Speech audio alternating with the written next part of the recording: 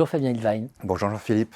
Fabien Hilwein, vous êtes maître de conférences en sciences de gestion à l'université Sorbonne Paris-Nord et vous êtes membre du CEPN, donc qui est le centre de recherche en économie-gestion de Sorbonne Paris-Nord. Voilà. Organisons l'alternative, pratique de gestion pour une transition écologique et sociale. C'est l'ouvrage que vous avez coordonné avec Amina Béji-Becher, Bénédicte Vidaillet, Tout à fait. et vous-même, édition EMS. Alors avec vous, on va discuter des sciences de gestion dans cette organisation de l'alternative. C'est pas le fort des sciences de gestion de se mêler de l'alter comme ça. C'est souvent on préfère éviter ce genre de débat. Alors les organisations alternatives d'abord, de quoi on parle? Eh bien, par organisation alternative, on entend toutes les organisations qui, plus ou moins radicalement, cherchent à s'éloigner des modèles dominants, enfin du modèle dominant, et de ce qu'on se représente comme étant l'organisation par excellence.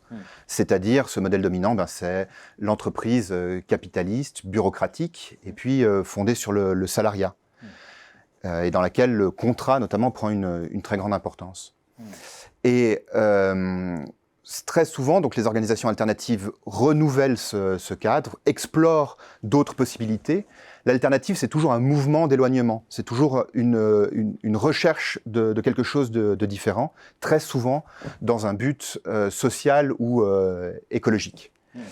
Et derrière ce concept, il y a une très grande diversité d'organisations, une richesse, même on peut le dire comme ça, d'organisations qui existent et dont notre ouvrage rend compte. C'est-à-dire qu'il y a par exemple beaucoup de coopératives derrière l'idée d'organisation alternative, mais pas seulement. Il y a aussi des organisations un peu plus spécifiques, comme par exemple des espaces de coworking, des organisations de lanceurs d'alerte, des Fab Labs ou encore des organisations digitales. Et donc, ces organisations sont souvent presque invisibilisées, ou en tout cas peu abordées par les sciences de gestion. Et un des messages forts de notre ouvrage, c'est de dire qu'il y a quelque chose justement à aller chercher là-bas. Bien sûr, il y a une responsabilité même des sciences de gestion à aller voir ces pépites, comme dit Amina Béji-Becher, ces pépites, il faut aller creuser et mettre en évidence. Et ça, il faut avoir la bonne granularité. Ouais. Donc les sciences de gestion dans tout ça, le rapport? Eh bien, alors déjà, les sciences de gestion gagnent à s'intéresser aux organisations alternatives.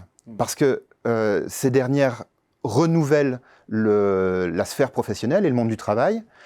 Et donc, elles nous apportent de nouveaux objets, ou en tout cas, elles renouvellent des objets dont on pensait avoir fait le tour. Et elles permettent de repenser nos propres fondamentaux. Je vous donne deux exemples. Il y a un chapitre de Marion Maignan et Hajar El-Karmouni qui compare deux supermarchés coopératifs. Et chacun de ces supermarchés cherche à réinventer le travail en s'éloignant du travail salarié et des difficultés qu'on lui connaît.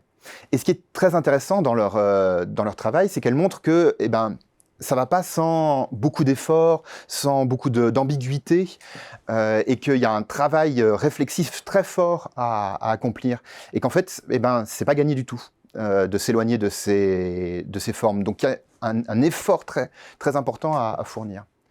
Il y a un autre très beau chapitre qui est celui de Pascal Château-Terris, qui part du cas d'un cabinet comptable alternatif et qui montre comment celui-ci remet en cause le contexte institutionnel dans lequel il se trouve. Donc par son existence, presque, interroge le contexte dans lequel il se trouve et transforme les normes avec lesquelles il fonctionnait, son secteur fonctionnait jusque-là. Et donc, il y a énormément d'objets dont on a l'habitude, comme la hiérarchie, le pouvoir, le travail, l'institution, qui sont transformés par les organisations alternatives. Donc, pour nous, ça a une valeur scientifique. Bien sûr, bien sûr.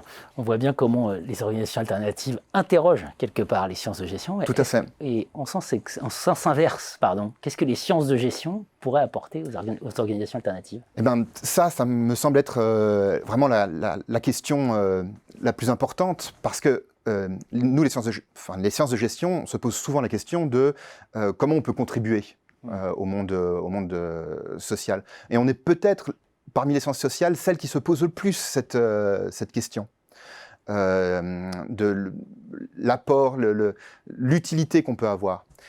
Eh bien, j'ai envie de répondre, intéressons-nous aux organisations alternatives.